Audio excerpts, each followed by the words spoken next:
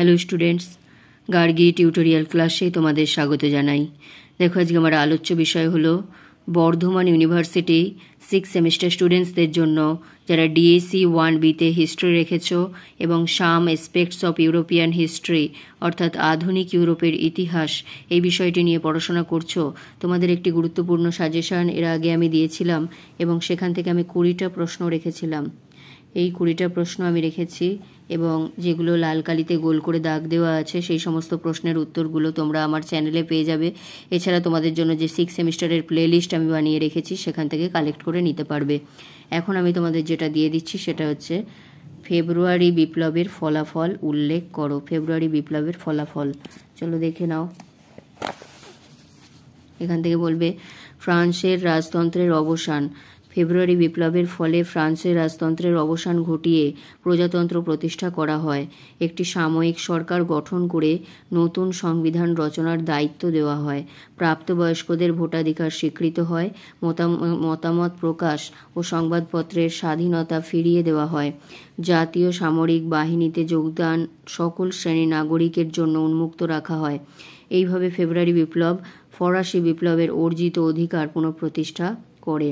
এরপর শ্রম কমিশন ও জাতীয় কর্মশালা বলে পয়েন্টের নাম দেবে।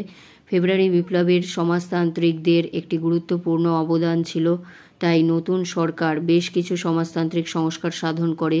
শ্রমিকদের অভাব অভিযোগ দূর করার জন্য একটি স্থায়ী শ্রম কমিশন গঠন করা হয়। শ্রমিকদের কাজের সময়সীমা হ্রাস করা হয় এবং মজুরি নির্দিষ্ট করে দেওয়া হয়। নতুন সরকার সকলের জীবিকা অর্জনের অধিকার স্বীকার করে। বেকার সমস্যা সমাধানের জন্য একটি জাতীয় কর্মশালা স্থাপন করা হয়। সংবিধান বলে পয়েন্ট দেবে। অতঃপর ফ্রান্সের জন্য একটি প্রজাতান্ত্রিক সংবিধান রচিত হয়। সর্বসাধারণের ভোটে রাষ্ট্রপতি ও আইনসভার সদস্যদের নির্বাচনের ব্যবস্থা হয়।